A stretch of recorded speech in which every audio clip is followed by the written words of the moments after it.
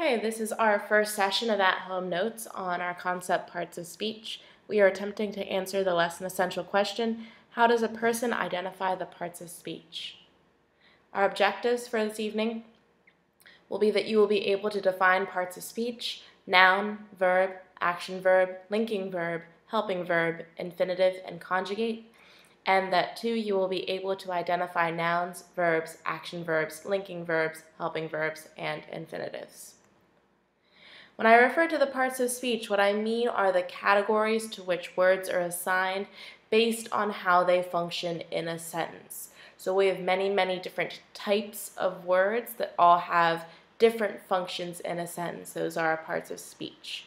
There are 9 of those categories, or what we're calling the parts of speech. They are noun, verb, adjective, adverb, pronoun, conjunction, preposition, interjection, and article. So over the next couple of nights at home and in class, you will be familiarizing yourself with these terms and learning how to identify them. All of these will be very important skills that we will continue to build upon during the course of the year so that you will become a stronger reader and a stronger writer. We'll start with nouns. A noun is a naming word. So you've probably heard before person, place, or thing. That doesn't really encapsulate all that a noun might be. A noun also names objects, ideas, qualities, animals. So when we're talking about people, some examples of people nouns might include students, Miss Galgano, Beyonce.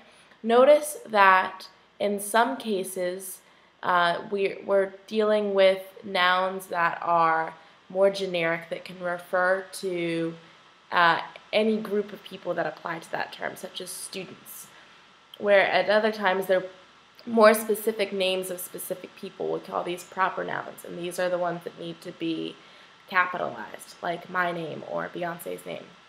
In terms of places, again, we can have proper nouns like Howard High School, but we could also have football field, home. Those can be different things for different people. It's not a specific name of any one specific place.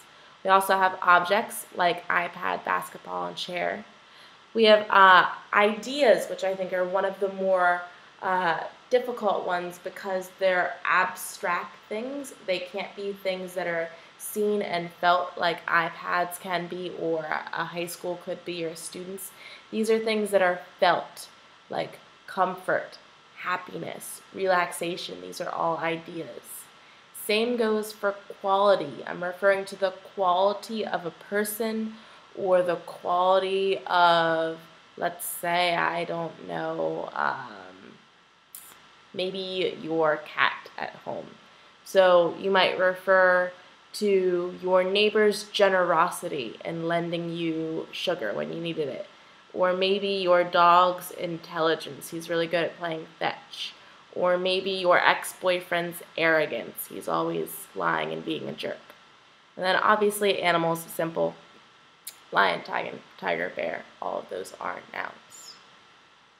So what I'd like for you to do now is, in your note taker, you have a practice section. I want you to read through those sentences and identify the nouns within those sentences. Some might only have one, some might have a couple.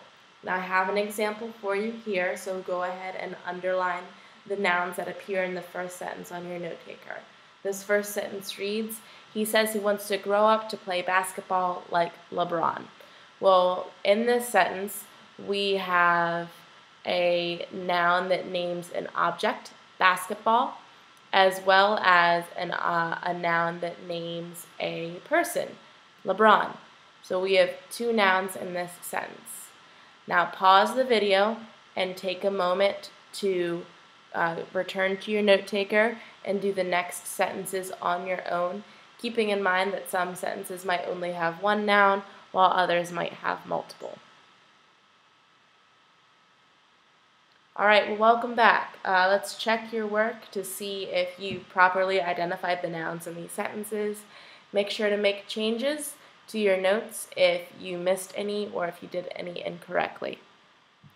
So in our second sentence, we have, she went to the mall with her friends Alyssa. I don't know why Alyssa isn't underlined. Alyssa should be underlined. With her friends Alyssa and Alexis.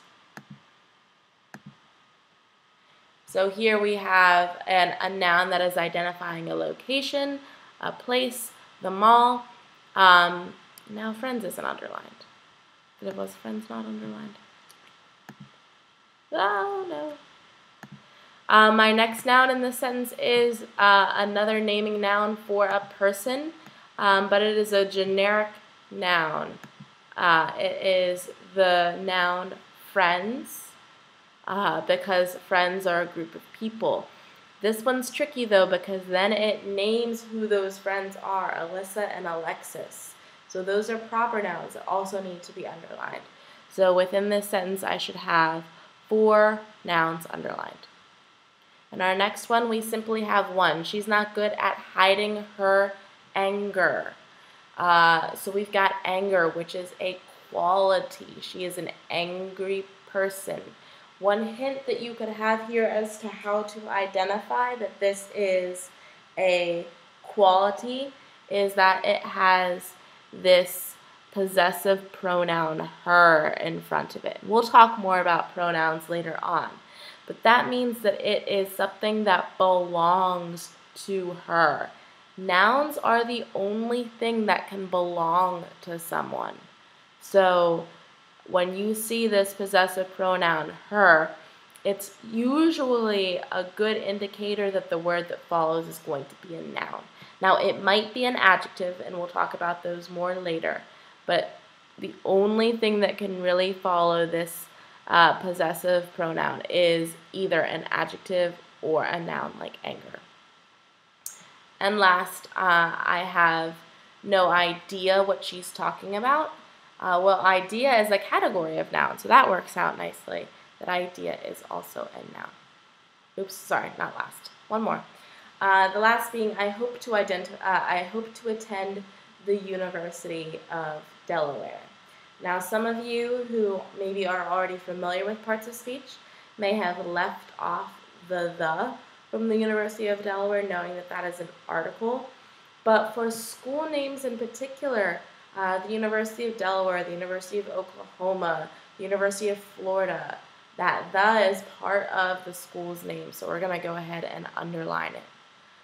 All right, so that concludes tonight's video on nouns. Select next the video on verbs and continue with those notes.